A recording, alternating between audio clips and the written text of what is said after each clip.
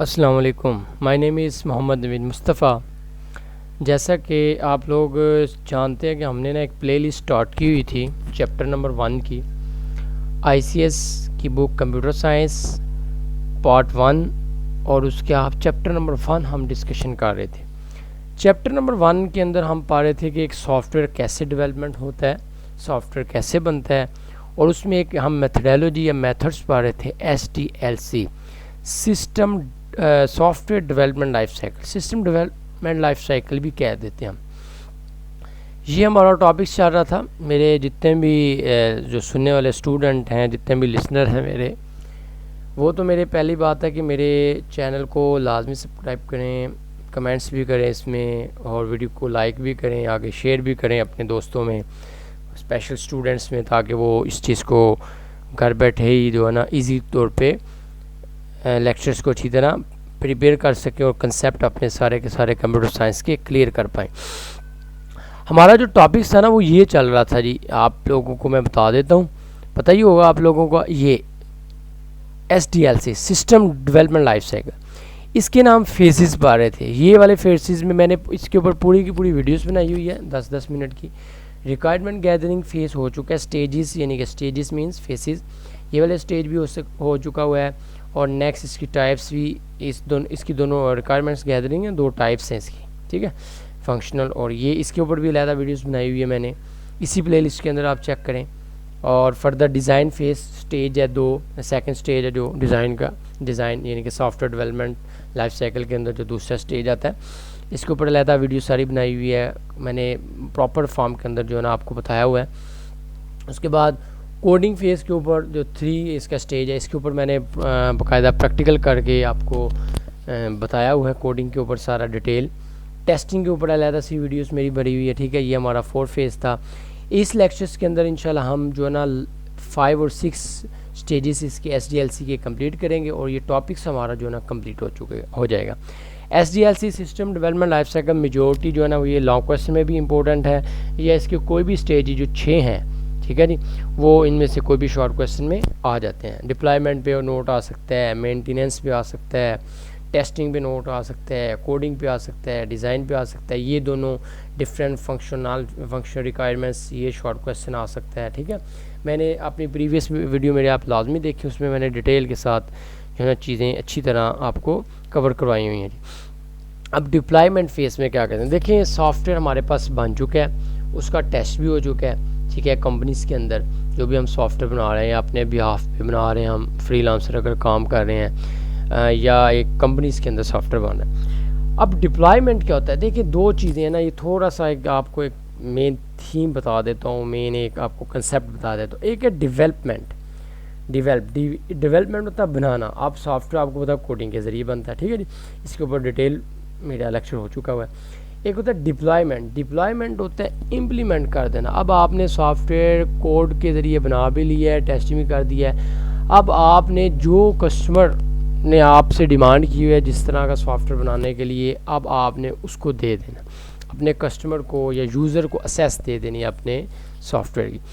हम पढ़ लेते हैं इसकी define. Deployment is the process of making software, ये वो प्रोसेस है जिसमें सॉफ्टवेयर बना के available for user to access, यानी कि यूज़र इस्तेमाल करने वाला जो सॉफ्टवेयर है उसको हम दे देते हैं ताकि वो इजीली असेस करके इसको इस्तेमाल कर सके एंड यूज़, ठीक है जी। अब इसके अंदर कौन कौन से स्टेप इन्वॉल्व होते हैं, इसमें आपने अपने सॉफ्टवेयर्स को इंस्टॉलेशन करके देनी है उसके सिस्टम के अंदर, या उसने कोई डेटाबेस सिस्टम वगैरह बनाया हुआ है। The software install on the user system या सर्वर एक्चुअल में क्या होता है जी, ये डेटाबेस होता है, ये बात आपने याद रखनी है। डेटाबेस इसके ऊपर हम मज़ीद मैं आपको थोड़ा सा चले बता देता हूँ, बल्कि ठीक है चलें अब ये बात आई है तो मैं आपको बता देता हूँ। डेटाबेस सिस्टम ये होता है कि जैसे फॉर एग्जांपल मैं अभी आपको ना बताता हूँ, 1 मिनट ठहरी।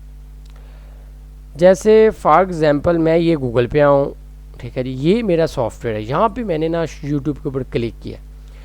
अब ये सामने मुझे जितना भी कंटेंट नज़र आ रहा ना, ये एक गूगल सर्वर से आया मेरे पास, समझ आ रही है। हाँ, इस तरह हम अपने वेबसाइट का भी सर्वर बना लेते हैं। तो वो ये कह रहा है कि एक वेबसाइट बनाने के लिए ज़ाहिर बात है हमने इस सर्वर पे अपलोड, गूगल पे अपलोड करनी है। जैसे फॉर एग्जांपल यहाँ पे मैं कोई भी वेबसाइट ओपन करता हूँ ना आपके सामने, ठीक है जी, www.pu चले कर लेते हैं, पंजाब यूनिवर्सिटी एजुकेशन रिजल्ट्स वगैरह, यही मैंने ओपन की हुई है। तो ये मेरे सामने ना जो पंजाब यूनिवर्सिटी की वेबसाइट आ गई। तो ये वेबसाइट जितना भी डाटा आ रहा है ये गूगल से आ रहा है, गूगल सर्वर से आ रहा है, समझा रहा है, उसको हम डाटाबेस कहते हैं। ठीक है, मैं उम्मीद करता हूँ आपको इस बात की समझ आ गई होगी कि सॉफ्टवेयर को या तो किसी यूज़र के सिस्टम मीन्स कंप्यूटर में इंस्टॉल करवाएंगे, उसको देंगे, वो इंस्टॉल करेगा, उसको यूज़ करेगा, या सर्वर के ऊपर, यानी कि सर्वर मीन्स गूगल, बिंग या कोई ChatGPT मॉडल्स वगैरह भी इस्तेमाल कर सकते हैं। खैर, दिस में involve running and installing program, ज़ाहिर बात है इसमें जब इंस्टॉल करेगा प्रोग्राम्स वगैरह, यानी कि सॉफ्टवेयर सारा का सारा चलेगा, कॉपीज़ फाइल्स हो जाएंगी, और उसके साथ उसकी कॉन्फ़िगरेशन करना भी लाजमी हो जाती है।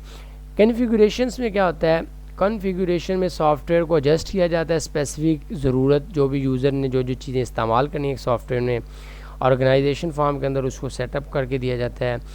इसमें सेटअप किया जाता है यूज़र की प्रेफरेंस को, नेटवर्क सेटिंग किया जाता है, और डेटाबेस कनेक्शन भी किया जाता है।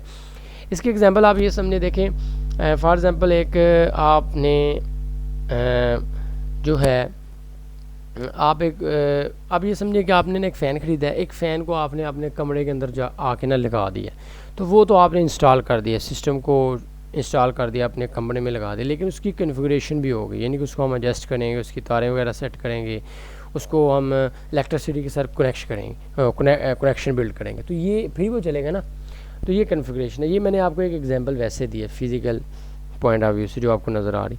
अब सॉफ्टवेयर में ये होता है कि सॉफ्टवेयर सर्वर पे अपलोड हो गया है, ऐसे यूज़र जो है इसको इस्तेमाल कर रहा है, लेकिन इसकी कॉन्फ़िगरेशन भी लाजमी होती है, ये भी डिप्लॉयमेंट में आता है, जो है ना, जो जिसके लिए कस्टमर के लिए सॉफ्टवेयर बनाया गया ना, ठीक है, इस कंपनी ने बनाया गया, उस कंपनी ने ये कॉन्फ़िगरेशन करके देनी होती है, यानी कि उसके नेटवर्क डाटा वगैरह कहाँ से आ रहा है, उसके नेटवर्क जितना भी कनेक्शन वगैरह और प्लेटफार्म के साथ जो बिल्डअप करके देने हैं, यूज़र की जो प्रेफरेंस हैं, ठीक है ना, प्रेफरेंस का मतलब ये कि यूज़र जो चीज़ें ज़्यादा चाह रहा अच्छी, वो उसको सेटअप करके देनी है, ठीक है, और उसके बाद डेटाबेस को भी कनेक्शन करके देना है। या तो देखें, एक तो डेटाबेस होता है ना सर्वर वाला डेटाबेस, जैसे ये गूगल सर्वर का डेटाबेस है, एक अपने बिहाफ पे भी अपने यानी कि सिस्टम को लॉन्च करने के लिए हम अपने बिहाफ पे भी डेटाबेस सिस्टम बनाते हैं, जहाँ पे हमारा सारा का सारा डाटा आ जाता है, ठीक है। इसके एग्जांपल मैं आपको जैसे बता देता हूँ, मिज़ान बैंक हो गया, आपके पास UBL बैंक है, इनकी जितनी भी ऐप हैं, ठीक है, मैं भी आपको बता देता हूँ खोल के। अच्छा जी, यहाँ पे ये देखिए मैंने ना एक ऐप ओपन की हुई है UBL की, ठीक है जी, ये UBL डिजिटल ऐप। अब यहाँ पे ये देखें ना, यहाँ पे उसने बोला भी हुआ है कि आपने जो है ना अकाउंट्स कैसे बनाना है। ये देखें, ये यूज़र आ गए, यहाँ पे क्लिक करेंगे, एक मिनट ठहरिएगा, अभी ये शो हो रहा था यहाँ पे,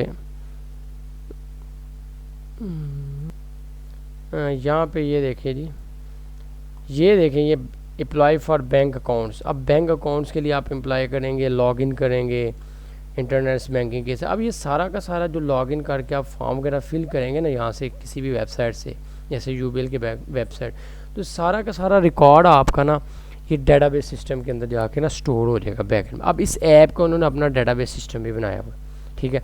अब ये ऐप हमने बना के दे दी, ठीक है, कस्टमर को। फॉर एग्जांपल कोई भी ऐप हम बना सकते हैं, लेकिन फॉर एग्जांपल एक कंपनी ने ये UBL की ऐप बनाई है। अब इसका डेटाबेस सिस्टम जो बैक के ऊपर कैसा डाटा जाना है, रिट्रीव होना है, उसकी भी कॉन्फ़िगरेशन जो है ना, वो कनेक्शन वगैरह हम करके देंगे।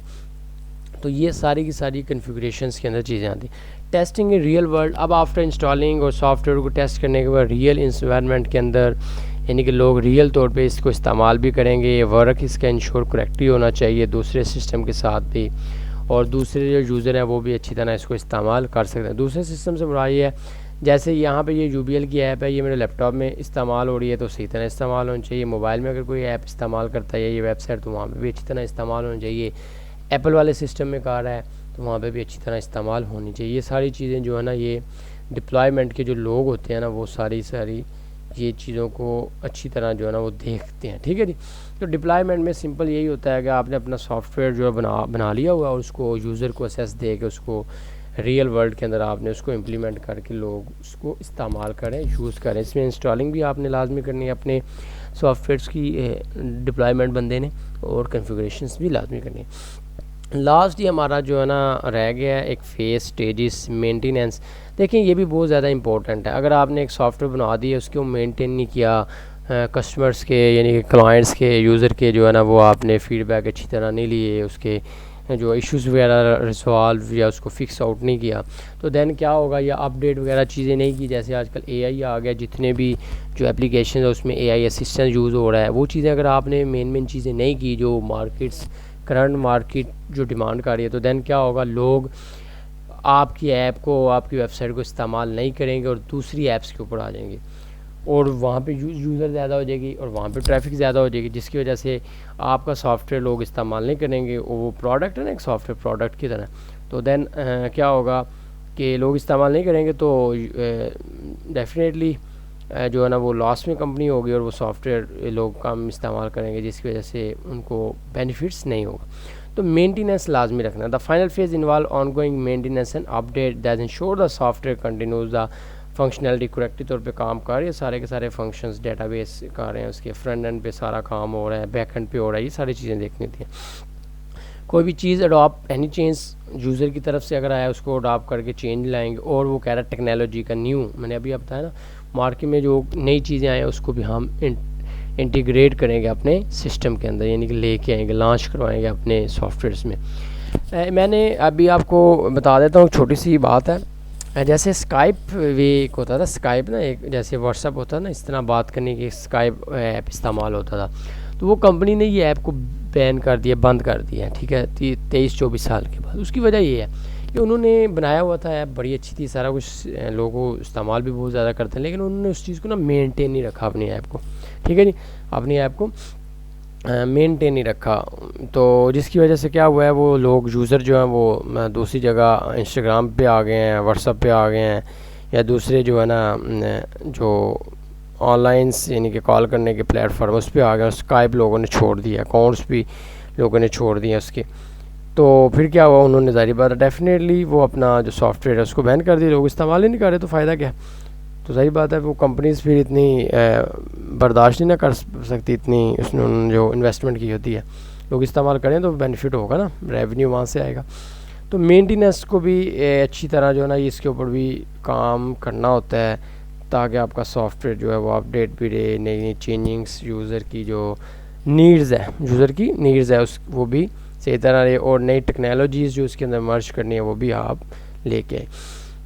तो मैं उम्मीद करता हूँ इंशाल्लाह आपको SDLC की सारी समझ आई होगी इस सॉफ्टवेयर डेवलपमेंट लाइफ साइकिल की। तो लाजमी श्योर करें, ये पूरा का पूरा मेरे प्रीवियस जितने भी लेक्चर्स हैं इस SDLC के ऊपर मैंने कोई 4-5 लेक्चर बनाए हुए हैं, वो लाजमी तौर पे आप उसको देखें, सुने और उसको चीज़ों को एक्सप्लोर करें, तो देन आपको ये सारा का सारा जो जितना भी हमारा टॉपिक्स है ना, टॉपिक्स नंबर 2 जो है हमारा स्टार्ट हुआ था, ये देखें topics number 2 SDLC system software development life cycle, उसके जितने भी स्टेजेस वगैरह हैं ये सारे हमने कवर किए हैं। तो ये आप उम्मीद करता हूँ इंशाल्लाह आपको समझ भी आई होगी।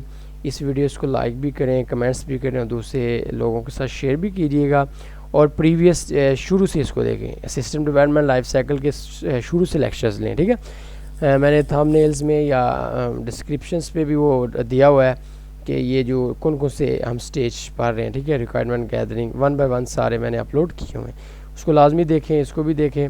इंशाल्लाह नेक्स्ट वीडियो के अंदर हम नया टॉपिक्स अपना स्टार्ट करेंगे, सॉफ्टवेयर डेवलपमेंट मेथोडोलॉजीज़। ओके, उम्मीद करता हूँ इंशाल्लाह आपको समझ आई होगी। अल्लाह हाफिज़, टेक केयर।